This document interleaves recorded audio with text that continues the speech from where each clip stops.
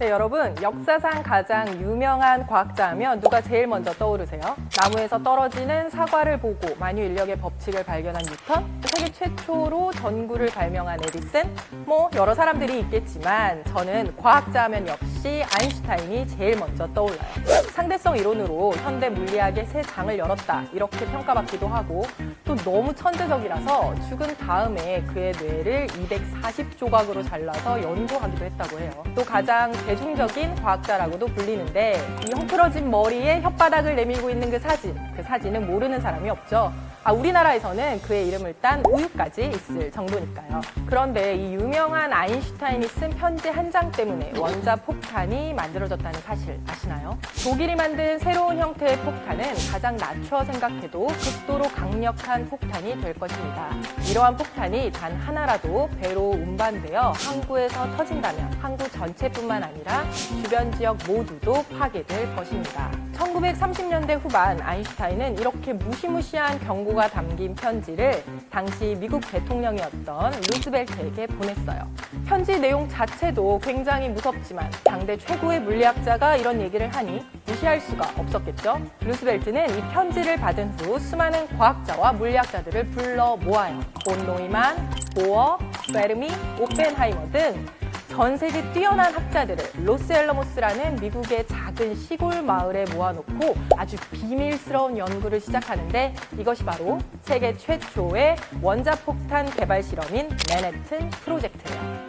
자, 그럼 아인슈타인은 도대체 왜 루스벨트에게 이런 편지를 썼을까요? 1930년대 후반 독일의 나치 정권의 유대인 탄압이 극심하던 시절이었어요. 유대인 출신이었던 아인슈타인 역시 탄압을 피해서 미국으로 망명을 와 있던 상황이었는데요.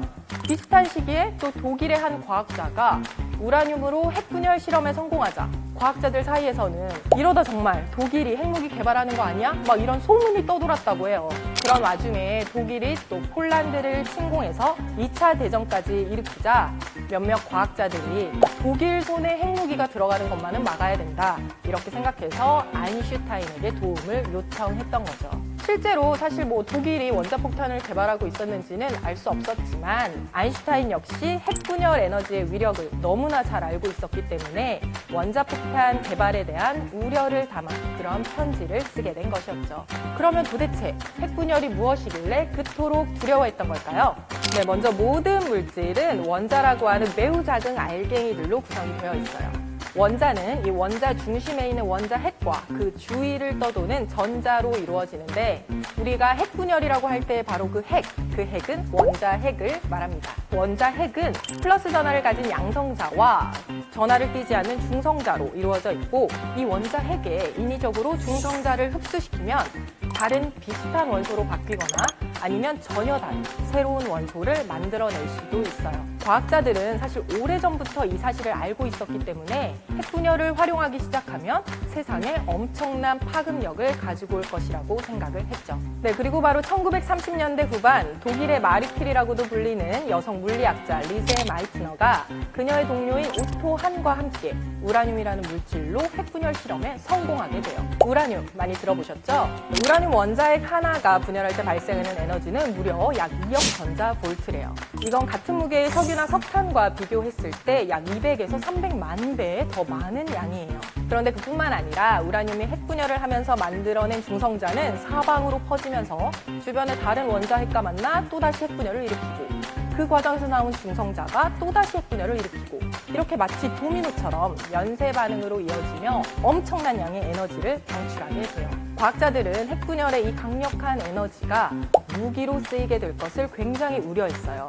그래서 그걸 막기 위해 그러한 편지를 아인슈타인이 썼던 거죠. 그런데 참 아이러니하게도 결국엔 맨해튼 프로젝트로 이어져 실제 원자폭탄이 만들어지게 돼요. 자, 그러면 엄청난 에너지를 만들어내는 핵분열은 어디서 이루어질까요? 핵분열은 강력한 에너지를 가진 만큼 제대로 통제하지 못하고 핵분열이 폭주하게 되면 도시를 날려버릴 수 있을 만큼 엄청나게 큰 폭발이 일어나요. 원자폭탄이 바로 이러한 점을 활용한 것이었죠. 핵분열의 연쇄 반응을 일으키고 또 통제하는 방법은 바로 중성자의 속도를 조절하는 거예요. 중성자의 속도가 너무 빠르면 흡수가 적어서 연쇄 반응이 일어나지 않고 중성자의 속도가 일정 수준으로 낮아져야 연쇄 반응이 활발하게 일어나게 돼요. 최초의 원자로인 시카고 파일 1호기 CP1은 중성자의 속도를 낮추기 위한 흑연벽돌 45,000개를 쌓고 중성자를 흡수하는 금속 카드뮴 막대를 설치해서 만들었어요. CP1을 설계한 페르미는 이것은 마치 검은 벽돌과 목재를 난잡하게 쌓은 더미 같다, 이렇게 표현하기도 했다고 합니다. 최초의 원자로는 원자력 발전이 가능한지 연쇄 반응이 가능한지 실험해보기 위한 것이었기 때문에 지금처럼 냉각시설이나 방사선 방호 시스템 같은 안전시설이 전무했어요.